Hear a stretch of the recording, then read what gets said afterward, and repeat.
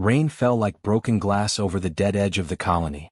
Lightning flashed across the sky and revealed the ruins below, half-eaten towers, burned metal roads, and drifting ash that never settled. The place had been a war zone so long ago that even the wind seemed tired of remembering it. Deep inside the wreckage stood a small structure made of black dragon-scale alloy. It did not belong to the ruins. It did not belong to this world. Inside it, Kaler Ven sat still. He was called a dragon warrior once. Now he was just a retired shadow in heavy armor, sitting in silence, listening to systems that no longer needed him. His armor was cracked in places, but it still breathed softly, like something alive refusing to die. Then the alarm broke the silence. A soft, sharp ping echoed through the shelter. Unauthorized life signature detected. Kaler did not move at first. His eyes narrowed slightly under the helmet. The system scanned again. Confirmed. Human. Small size. Weak condition.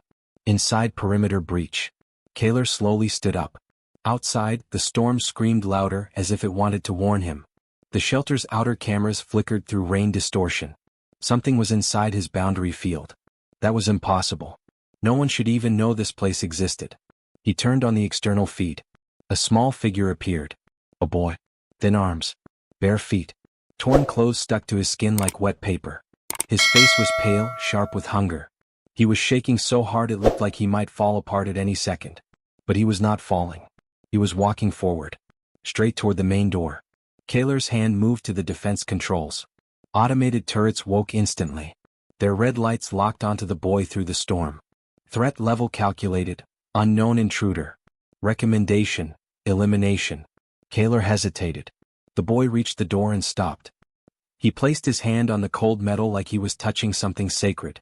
His lips were cracked. His voice barely carried through the rain. Can I have the leftovers?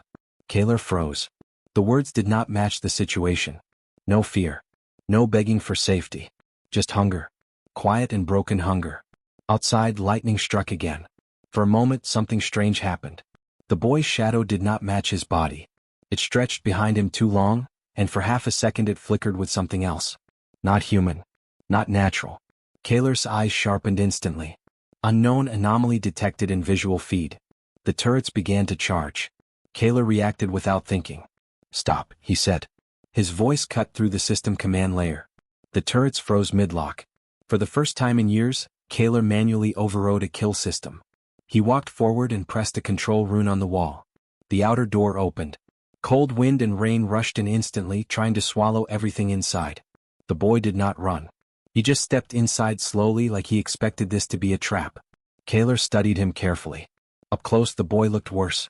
Bruises covered his arms. His eyes had the tired look of someone who had stopped expecting help a long time ago. Kaler spoke in a low voice. You crossed a military dead zone to reach this place. The boy nodded slightly as if that was normal. I saw the light, he said softly. From far away. I thought maybe food was there. Kaler did not respond. He turned slightly and triggered internal scanning again. That was when the second anomaly appeared. A faint energy spike surged through the shelter systems. Not from Kaler. From the boy. The walls hummed softly, reacting like something asleep had just heard its name.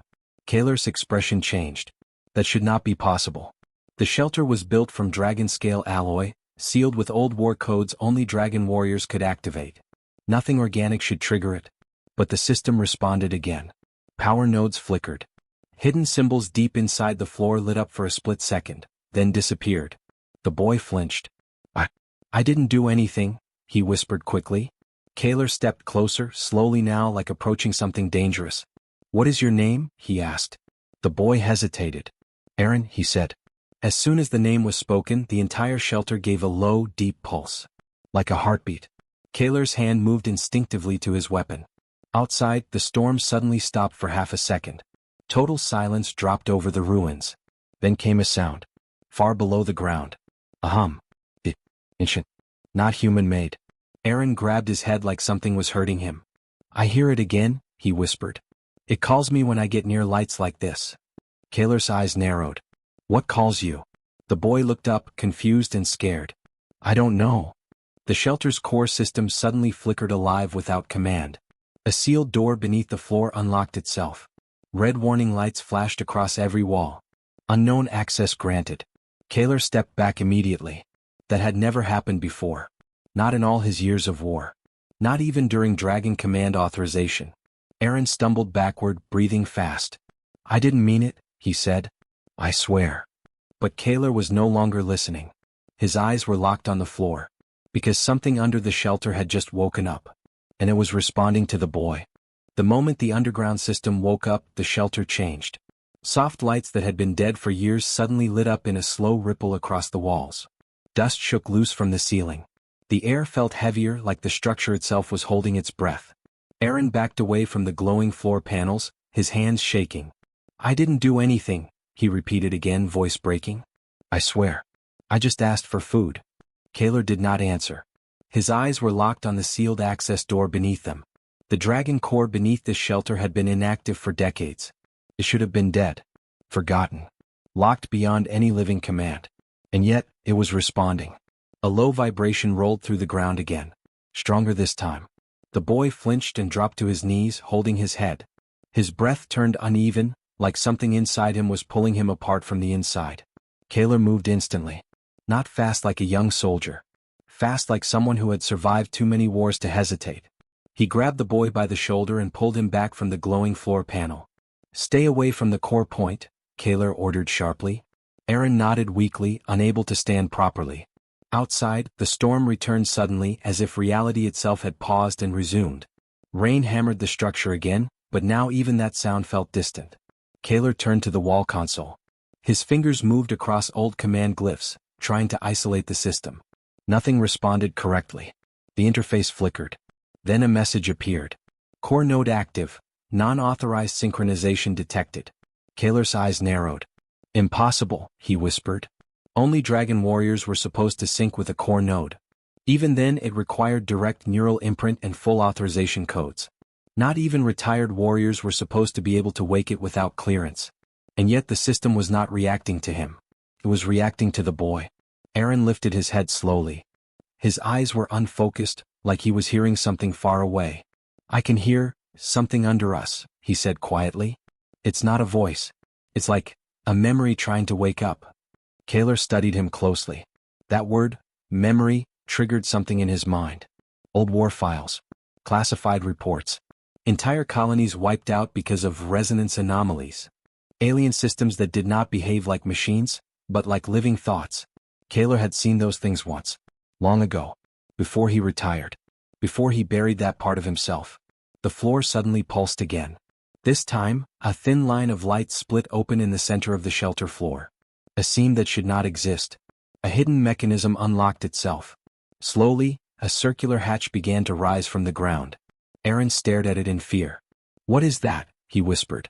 Kaler didn't answer immediately. His hand hovered near his weapon, but his attention was elsewhere. Because the hatch was not just opening. It was recognizing them. A soft mechanical hum filled the room. The kind of sound that came from something ancient waking after a long sleep. The hatch opened fully. Below it, a vertical shaft descended into darkness. But not empty darkness. There were faint blue lines running deep inside the walls, like veins of light stretching downward into something massive. A second message flashed in the air above it. "Access granted. Dragon Core Wake Protocol initiated." Kaler's breath slowed. "Dragon Core?" he muttered. Aaron looked up at him, confused and terrified. "I don't understand any of this." Kaler didn't take his eyes off the shaft. "You shouldn't be able to trigger it," he said quietly. "No one should." The boy swallowed hard. "I didn't trigger anything. I just came here." But even as he spoke, the faint glow beneath his skin appeared again. Not fully visible. Just brief flickers under his wrist, like broken code trying to surface. Kaler saw it. His expression changed. That was not hunger weakness. That was synchronization. Outside, a new sound entered the storm. A mechanical drone hum. Kaler's head snapped toward the ceiling. His shelter sensors flared red instantly.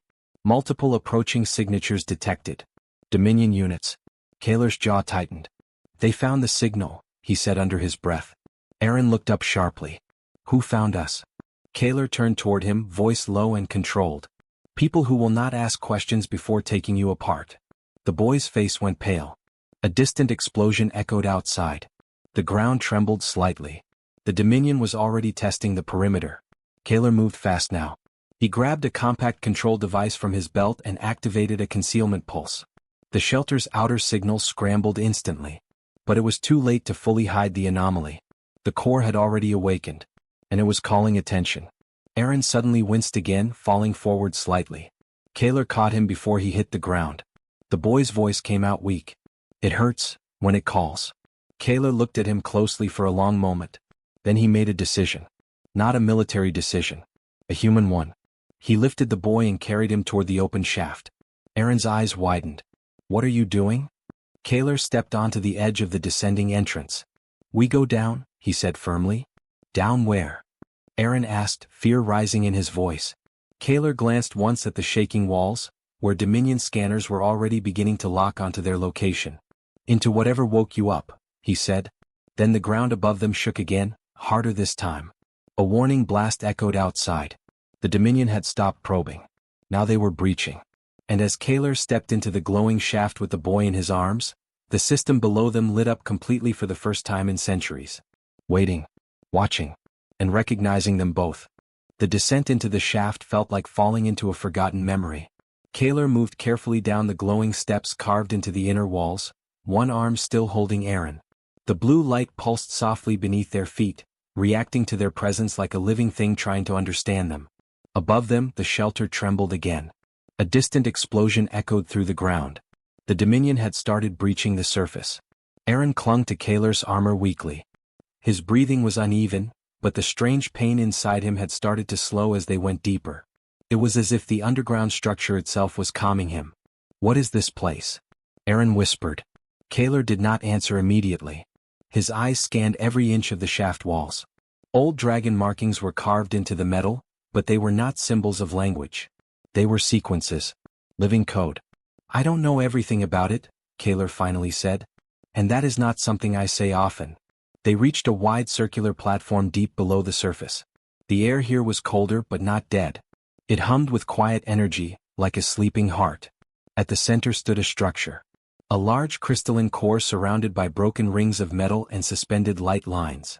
It was partially destroyed, but still active. The moment Aaron looked at it, his body reacted. He gasped sharply and collapsed to his knees. The core responded instantly. Blue light surged upward in thin beams, circling around him without touching Kaler. Aaron's eyes widened in shock. "It's speaking again?" Kaler stepped forward cautiously. "What is it saying?" Aaron shook his head. "Not words. Images. I don't understand them, but they feel like someone lost something important." Kaler's mind tightened. This was not just a power source. It was a memory engine. A sealed DracoWar artifact designed to store entire consciousness patterns from dead systems. And it was reacting to a homeless boy. A sharp warning tone suddenly echoed from Kaler's armor. "Surface breach imminent." Kaler clenched his jaw. "They are inside the outer layer now," he muttered. Aaron looked up, fear returning. "They?" Kaler didn't look at him. "Dominion recovery units. They don't leave anomalies like you alone." The boy swallowed hard. "I'm not an anomaly." Kaler finally looked at him. "You are now," he said simply. The core pulsed again. This time something changed. A holographic structure unfolded in the air above them. It showed broken star maps, collapsed civilizations and burning orbital stations. A war frozen in time. Aaron flinched.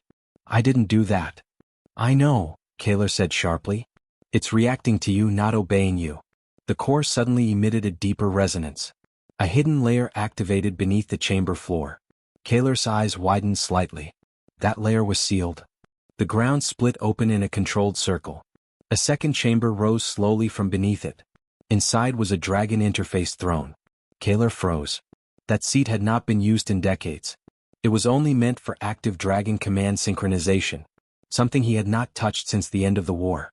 Aaron stepped back instinctively. "I don't want to sit there." Kaler raised a hand. "You won't. Not unless I understand what this is first." But the core ignored caution. Light tendrils suddenly extended from the structure, circling Aaron without harming him. Aaron cried out as his body lifted slightly off the ground. Kaler moved instantly, drawing his weapon. "Release him," he ordered. But the system did not obey. Instead, a voice echoed through the chamber. Not mechanical. Not fully human. Incomplete synchronization detected. Kaler's grip tightened.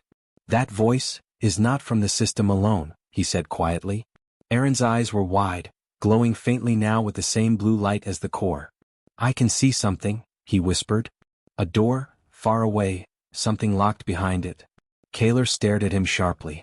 Describe it. Aaron struggled. It's like a sky made of metal. And something alive behind it, waiting? Kaler's expression changed. He had heard fragments of that description before. In classified war reports. Before entire fleets were erased trying to reach Ark-level intelligence structures. A sudden explosion rocked the chamber above them. Dust fell from the ceiling. Dominion forces had broken into the underground access path. Kaler turned immediately. They are here. Aaron dropped back onto the ground as the core released him. He coughed, breathing hard. I didn't mean to bring them here, he said quickly. Kaler looked at him for a long moment. Then he said something unexpected. You didn't bring them. The system did. Another shockwave hit above. Metal screamed as something heavy tore through reinforced layers. Kaler made a decision instantly. He stepped toward the core. Aaron looked up sharply. What are you doing? Kaler placed his hand on the control surface. I am waking it fully, he said. Aaron's eyes widened in fear. Won't that make it worse? Kaler's voice was steady. It will make it honest.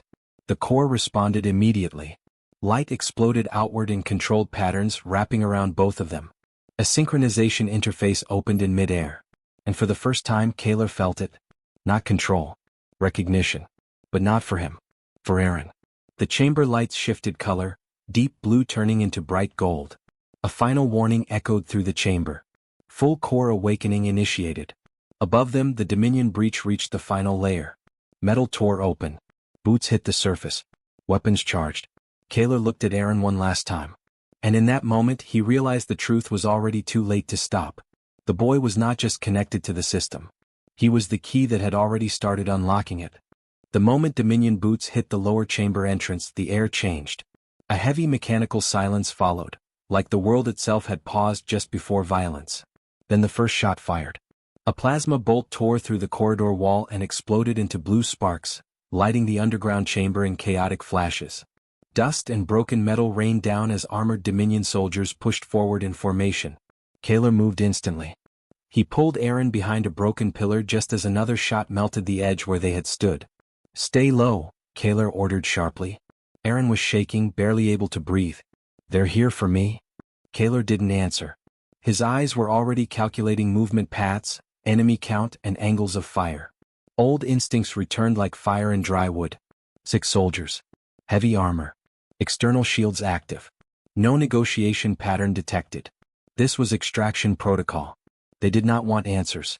They wanted Aaron alive. Kaler stepped out from cover. For a moment, the chamber went silent again. The soldiers saw him. One of them paused. Target confirmed. Retired Dragon Warrior class asset detected. Kaler's voice was cold. You're trespassing on sealed war ground. A soldier responded instantly. Stand down. The anomaly is property of Dominion Recovery Command. Kaler tilted his head slightly. Property, he repeated quietly. Behind him, Aaron's breathing grew faster. The core beneath the chamber pulsed in response, reacting to fear and tension like it understood emotion itself. Kaler raised one hand. Then something unexpected happened. The lights in the chamber shifted. Gold energy lines spread across the floor like veins waking up. The Dominion soldiers hesitated. One of them muttered, "Why is the core active?" Kaler didn't move. Because he hadn't activated it yet. Aaron had. The boy was still crouched behind the pillar, but faint golden patterns were now visible under his skin again, stronger this time. Not random. Structured. Like code learning how to exist in human form. The core voice echoed again. Full synchronization increasing. Kaler stepped back slightly, realizing what was happening. This is not extraction anymore, he said under his breath. A Dominion officer shouted, "Fire!" The chamber erupted. Plasma bolts flew in controlled bursts, cutting through stone and metal. Kaler moved like a shadow reborn. He deflected 2 shots with his armored gauntlet, redirected another into the ceiling and closed distance in seconds. One soldier went down instantly, disarmed, not killed. Kaler didn't want blood. He wanted time. But time was not on their side. Behind him, Aaron suddenly screamed. Kaler turned sharply. The core had extended again, this time stronger. Light tendrils wrapped around the boy's arms and chest, lifting him slightly off the ground. Aaron's eyes glowed brighter. "I can see it clearly now," he cried. "It's not just a machine, it's a gate." Kaler's focus sharpened. "What gate?" Aaron struggled through the sensation. Something buried, something that shouldn't open. A Dominion soldier fired again. This time the shot bypassed Kaler and hit the pillar near Aaron. The impact cracked the structure. Kaler reacted instantly, too late to block but not too late to decide. He moved directly in front of Aaron. The next shot hit his armor squarely. Energy burst across his chest plating, forcing him back a step. Aaron froze. "Stop protecting me. They'll kill you." Kaler didn't turn. "Then they'll have to try harder," he said simply. A pattern interrupt hit the battlefield. The core suddenly reacted violently, not to Kaler, not to the soldiers, but to the attack on Aaron. The entire chamber lights shifted from gold to blinding white. Every Dominion weapon froze mid-charge. Their systems locked. A deep resonance filled the space, like reality itself had been grabbed by something larger. System override detected. The soldiers tried to fire again, but nothing worked. Their weapons were dead. One of them panicked.